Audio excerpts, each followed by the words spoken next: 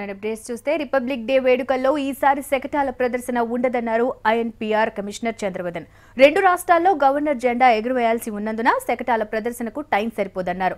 26న ఉదయం 10:30కు గవర్నర్ జెండా ఎగురవేస్తారన్నారు. రిపబ్లిక్ డేపై సెక్రటేరియట్లో సీఎస్ నిర్వహించిన సమీక్షా సమావేశంలో పాల్గొన్న చంద్రవదన్ వేడుకల్లో ప్లాస్టిక్ జెండాలు కాకుండా కాగితపు జెండాలు వాడాలన్నారు. గవర్నర్ గారు 10:30కి పెరేడ్ గ్రౌండ్స్ లో జెండా ఆవిష్కరణ చేయడం జరుగుతుంది.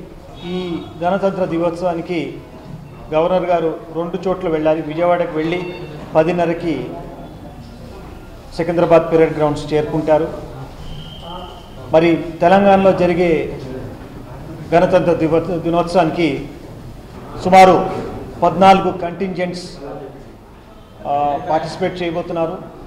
ఈసారి గణతంత్ర దినోత్సవానికి ప్రత్యేకత ఏమిటంటే ట్యాబ్లోస్ ఉండవు, శటకాలు ఉండవు. కారణం ఏంటంటే సమయం లేకపోవటం వల్ల గవర్నర్ గారు గతంలో 9 గంటలకు స్టార్ట్ అయ్యేది, 10:30, 11కి అవి ముగించేది.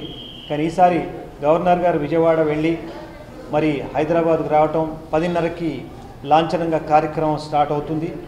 ఇంకో ప్రత్యేకత ఏంటంటే మొట్టమొదటిసారిగా తెలంగాణ రాష్ట్ర ప్రభుత్వం నిర్ణయం తీసుకుంది. ప్లాస్టిక్ ఫ్లాగ్స్ని వాడకాన్ని టోటల్గా నిషేధించడం జరిగింది. పిల్లలందరూ కూడా, ఇందులో పార్టిసిపేట్ చేసే వాళ్ళందరూ కూడా పేపర్ ఫ్లాగ్స్ని వాడవలసిందిగా ప్రత్యేకంగా రాష్ట్ర ప్రభుత్వం ఒక నిర్ణయం తీసుకుంది. తెలంగాణ రాష్ట్ర ప్రభుత్వం